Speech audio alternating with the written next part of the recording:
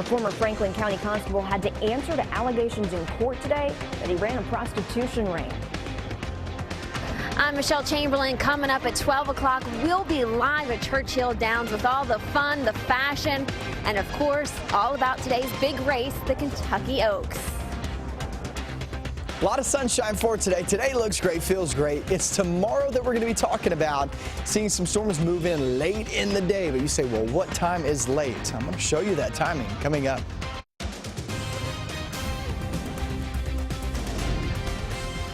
This is WKYT News at Noon. Good afternoon from WKYT News and happy Derby weekend. I'm Bill Bryant. And I'm Barbara Bailey. Kentucky is taking over the national spotlight this weekend with a premier event in horse racing at Churchill Downs in Louisville. This is a live look at the track right now. The sun is shining brightly here in Kentucky at midday. So can we expect good weather for the Derby? That's the big question. WKYT meteorologist Micah Harris is live in our First Alert Weather Center, keeping us up to the minute. You know, much of your day is going to be really nice in toward tomorrow, but then it's late in the day that we start to see some thunderstorms move on in. Let's go over what we're talking about right now, what we're seeing. We're at 61 now in Jackson, and that goes for the London-Corbin area, low to mid-60s in all locations. And a beautiful day in store. Rest of the day looks great. Just a really nice one at 69 degrees. Let's talk about tomorrow, Derby forecasts. Going out and making some plans. Afternoon, for the most part, looks really good.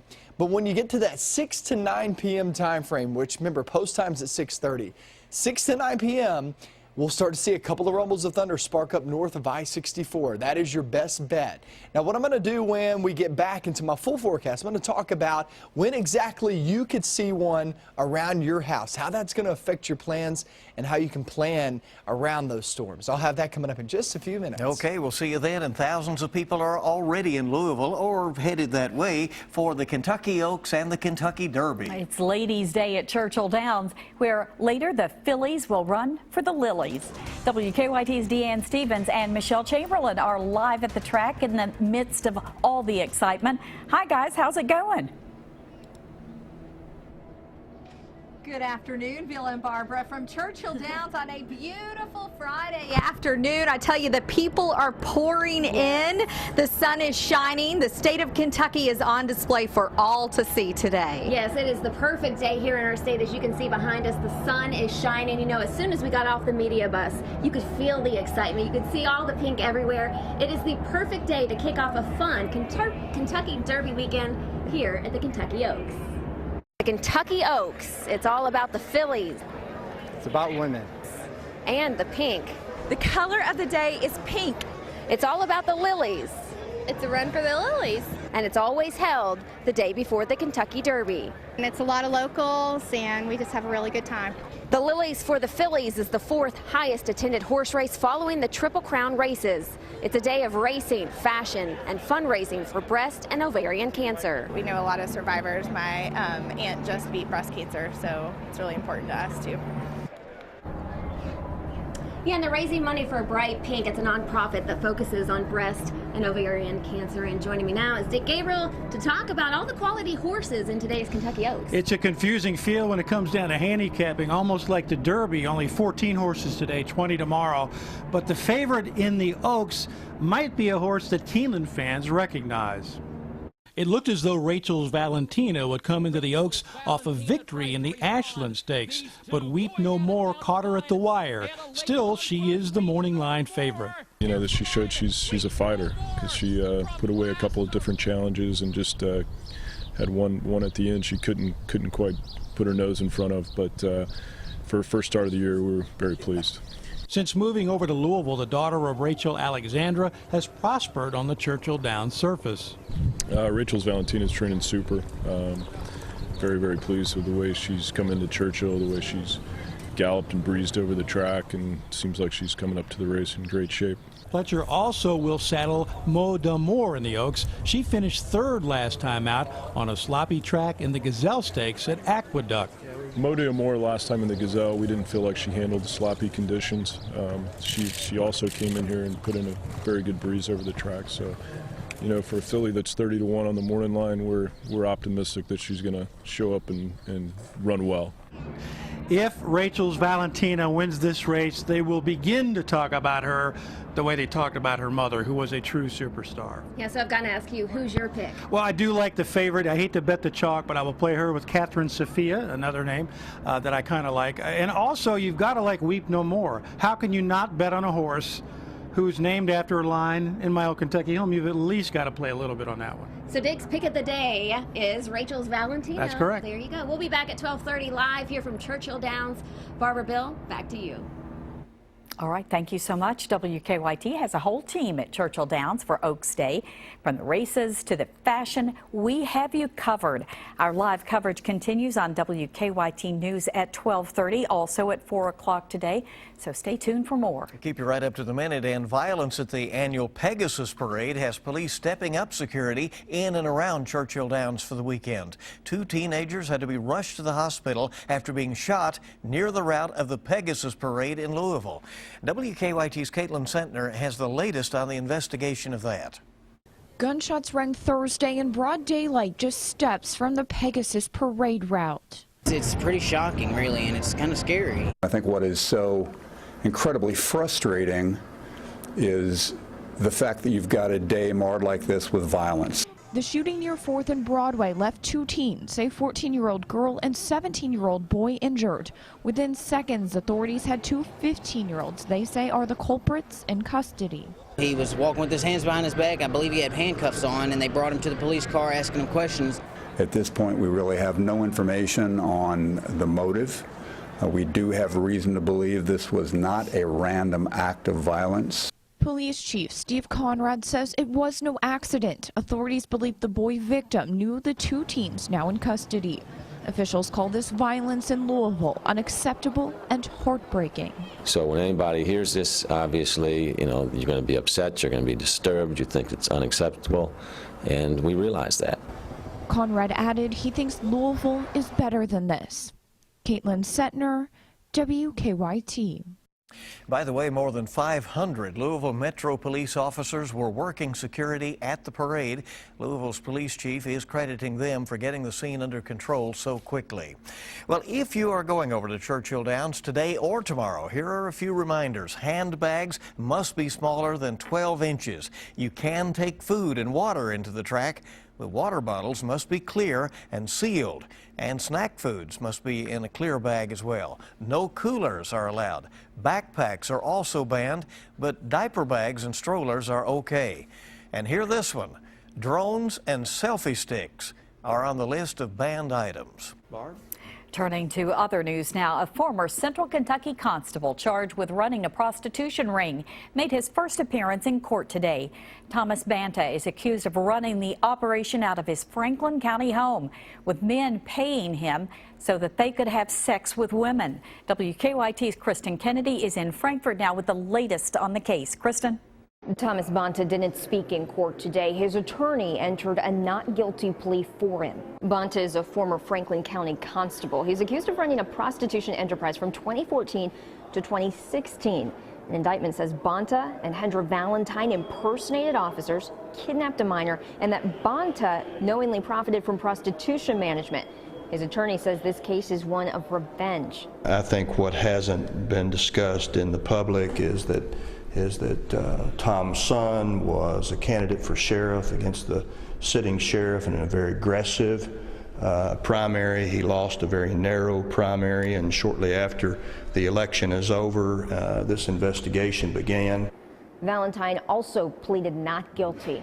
In Frankfort, Kristen Kennedy, WKYT. Kristen, thank you. The judge is expected to rule on a motion to seal discovery in this case next week. Well, some of the biggest political leaders inside the Republican Party are having a hard time at this point rallying around presumptive nominee Donald Trump.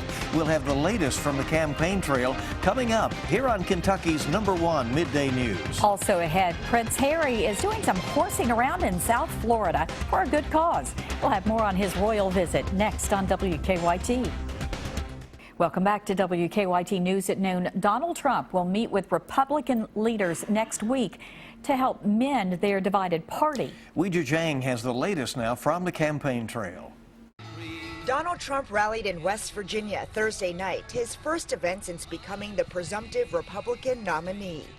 But everybody's out. I'm the only one left. That's okay, right?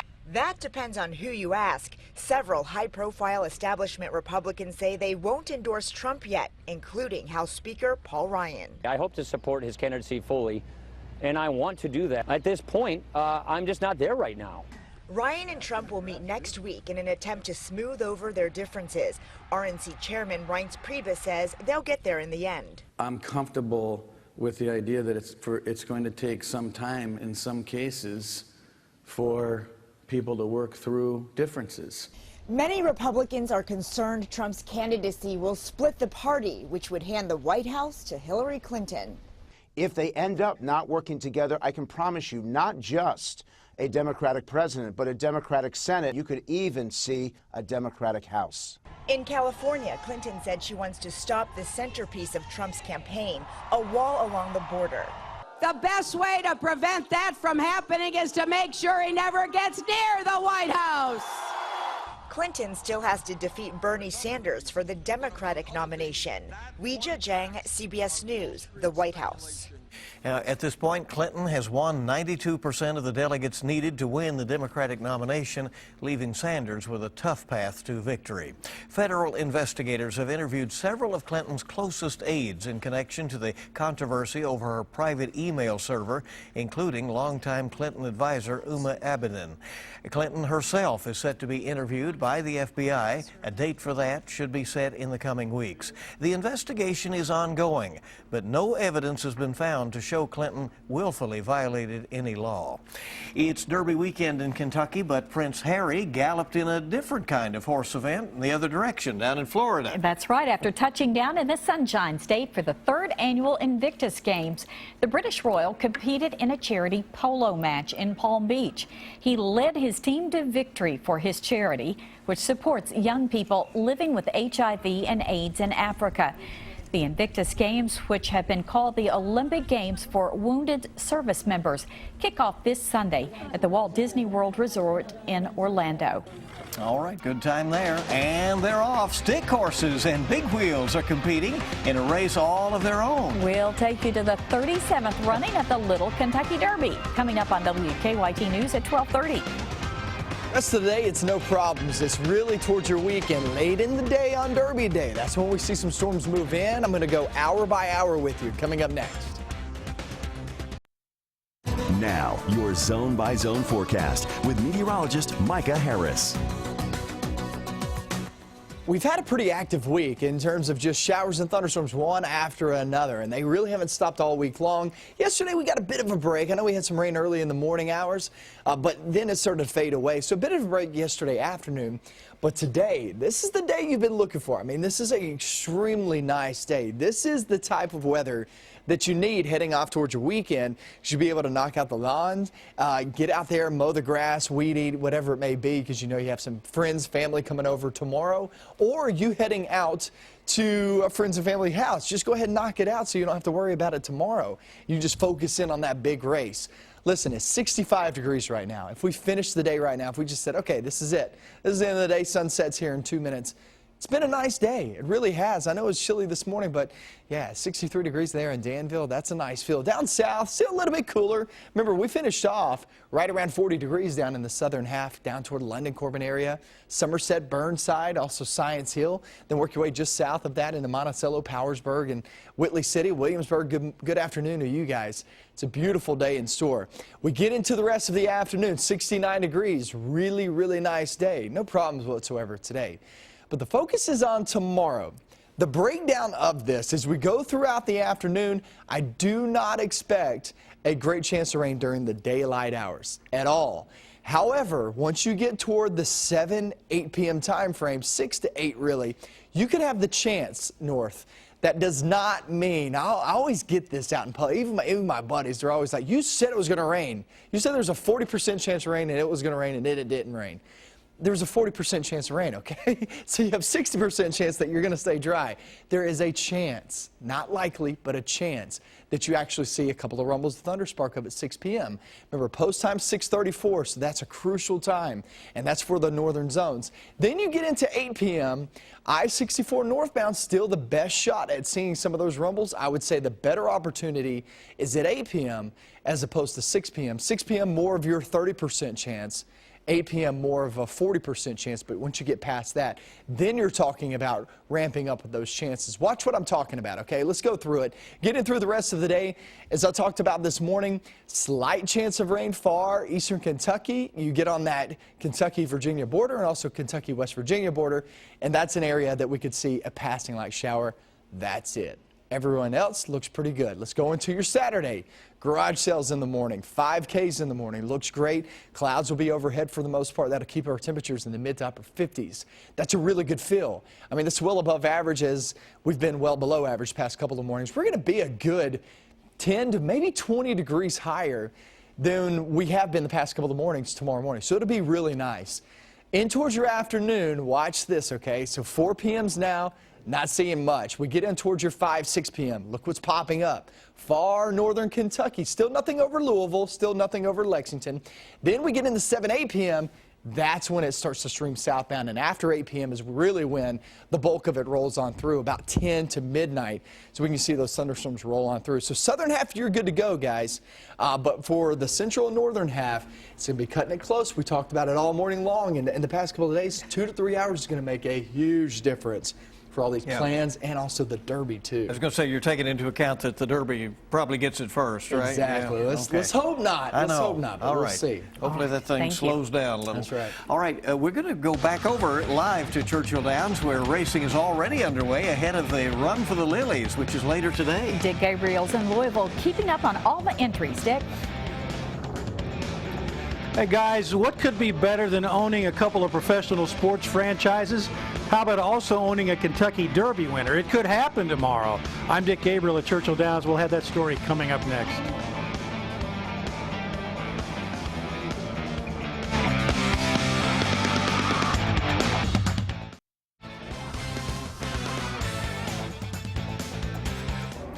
Welcome back to Churchill Downs, where 20 will run for the Roses tomorrow, including a colt named Mo Tom. He is named for his owner, Tom Benson, who owns the New Orleans Saints and the New Orleans Pelicans, Anthony Davis's team. He's got a live one going into this Kentucky Derby. All the connections are from New Orleans, including the trainer. They know how to party down there, but of course, if they win the Kentucky Derby, there will be a huge party in their barn Saturday night. They don't need many excuses to party in New Orleans. Tom Amos is hoping Mo Tom will touch off a wild celebration in the Crescent City Saturday night. If something wonderful would happen Saturday, I can't imagine anything better. Mo Tom, as in owner Tom Benson, who also happens to own the New Orleans Saints and the Pelicans. I'm all about the Saints, always have been, and to train for these people and to know the organization pretty well, it just makes it really special for me. Football and basketball players can fight through blockers. Horses can't, which is one reason Mo Tom finished third in the Risen Star, fourth in the Louisiana Derby. The race is longer, it's 1.25 miles. If the pace is legit, it'll be a spread out field, so weaving in and out of horses should be a little easier go than some of these shorter races. Amos has saddled 5 Derby starters, so he tries to avoid daydreaming about the Roses. Oftentimes a cruel game in this business, so every time I start thinking, what if we happen to win, I always catch myself. But if it could happen, it wasn't that long ago. Remember that the Saints won the Super Bowl. No, I was there in Miami with my wife, and I remember Tracy Porter intercepting that Peyton Manning pass. That was the game changer. I'd love for Saturday to see him come around the turn and see that same kind of game changer for my horse. From Churchill Downs in Louisville, Dick Gabriel, WKYT. Coming up later tonight, we'll hear from Bob Baffert. He, of course, had American Pharoah last year. Has a good horse in this year's Kentucky Derby, but the crowds around his barn not quite as large as they were last year. Dwayne Casey and Patrick Patterson and the Toronto Raptors beat Miami last night. They tied that series 1 apiece in the NBA playoffs. Mitch Barnhart, Kentucky Athletics Director, has been named to the basketball committee, the selections committee. It's a 5-year commitment for the NCAA, so he's a busy guy. He's been on the oversight committee. He's been on on the SEC Network Content Committee, formerly a member of the Baseball Committee, so he's got a lot of experience. And when they seed and bracket the tournament, Mitch Barnhart will have a hand in that. That's going to do it for now. Coming up, more news. Stay with us here on WKYT. All right, Dick, thank you so much, and we do hope you'll keep it here on WKYT for much more coming up in the second half hour of WKYT News at noon. A new developments in the case of a man charged in a crash that killed a Bourbon County teenager. While there isn't any live racing here at Keeneland today, that didn't stop race fans from coming to the track to celebrate Kentucky Oaks Day. Tonight's Mega Millions jackpot is $138 million, and tomorrow night's Powerball jackpot is $415 million.